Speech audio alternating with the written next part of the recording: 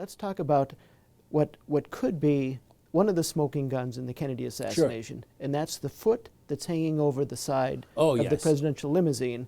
And I want to get your thoughts on that, because Clint Hill claimed before the Warren Commission that that was his foot.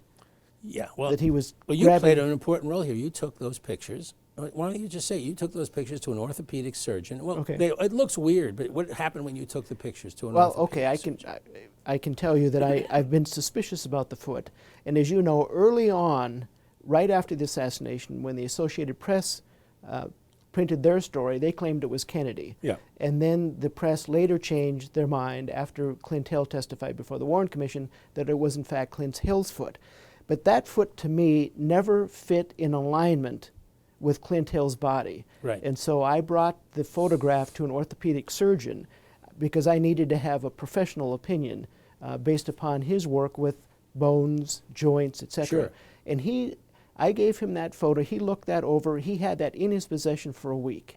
He spent a lot of time with that photo. And his conclusion is there's not a chance that that is Clint Hill's foot.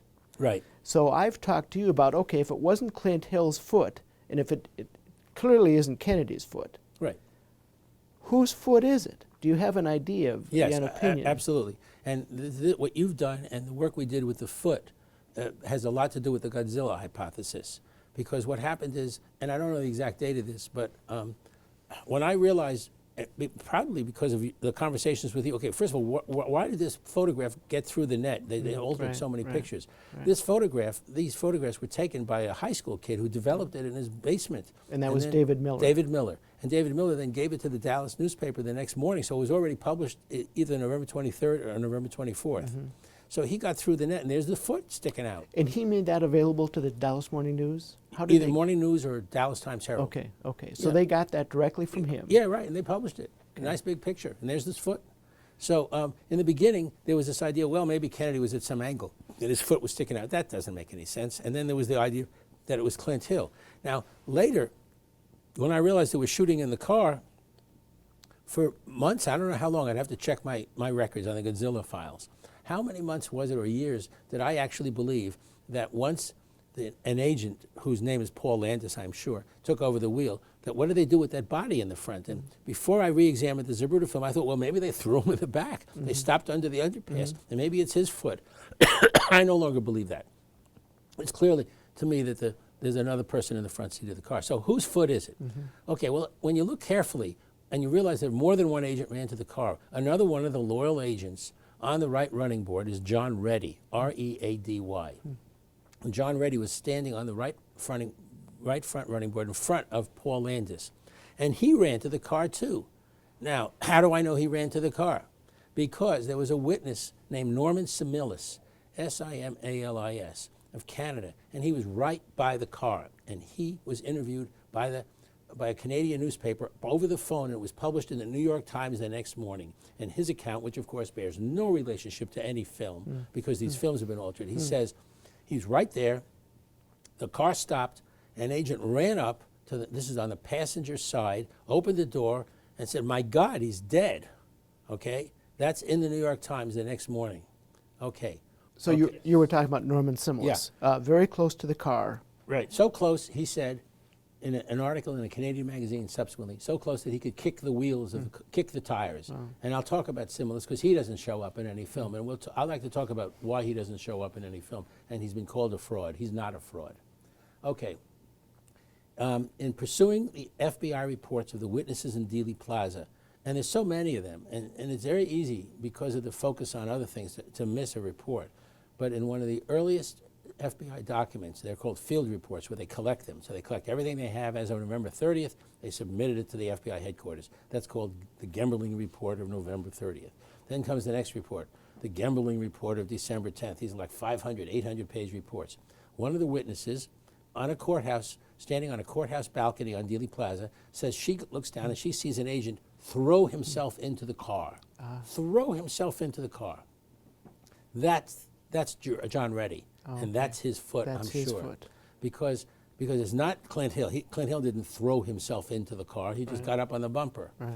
And there's and then into the back seat. Yes. Correct. Right. But he didn't throw himself. So that was a great find. I found that in the last year or so. And so I'm convinced that it's John Reddy, who's, I don't even know if he's still alive today. I tried to reach him. He's over 80 years old, and he wouldn't come to the phone. But anyway, I think that's John Reddy. So I think he threw himself into the car. Now, when you look at the Zapruder film very carefully, and there's some folks in L.A. that have some special equipment, and I've spent some time with them, but I also looked at my own copy. And there was a fight. When the agent threw himself into the car, Connolly doesn't know who's good and who's bad. So he got into some kind of a fight with the agents in the car, with the agent. And anyways, the car pulled away. I think Reddy was face down and his foot was sticking out. And as they passed the Trade Mart, by that time his foot was vertical. And there's one account of a witness who says as the car passed by, one thing he noticed as the car whizzed by was his foot sticking up vertically. So that's that same foot. Okay. But by this time it's sticking up vertically. Right. And I think it's Reddy's foot. And I think by the time he reached the hospital, Reddy got up out of the car, and I don't think he was seriously injured. And he probably did have a fight with Connolly. And in fact, Mrs. Connolly said in some document or in some letter that she wished they would, she was hoping they would stop hurting her husband. Anyway, somehow during this melee, Connolly got shot 3 times. As we know, he got shot in the chest, in the wrist, and in the thigh. And we're not here right now to go into Connolly's wounding, but the point is he got shot as a result of this fight in the car. And anyway, the truth of what happened in the car has never been told because the films have been altered. And the films have been altered to prevent anybody from knowing that there was an inside job. I mean, that's the way. That would be the justification for Robert McNamara, and probably with Bobby Kennedy's approval. If we let this stuff out, or if anything like this gets out, that it's going to look like an inside job. The Russian military will say the American government just had a coup. The reason for this is they're going to launch. We have to launch first. That's the dynamic, the psychological dynamic of what's going on in the hour after the assassination, and the justification for a cover-up. So you could, using plain street talk, Lyndon Johnson turned the lemons into lemonade. Because without this, you have other problems to cover up. And what's the justification for covering up this and that and the other thing?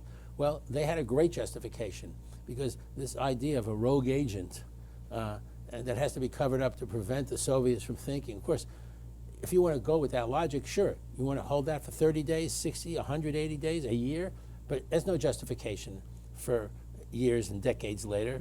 This whole history has been falsified as a result of hiding this whole event.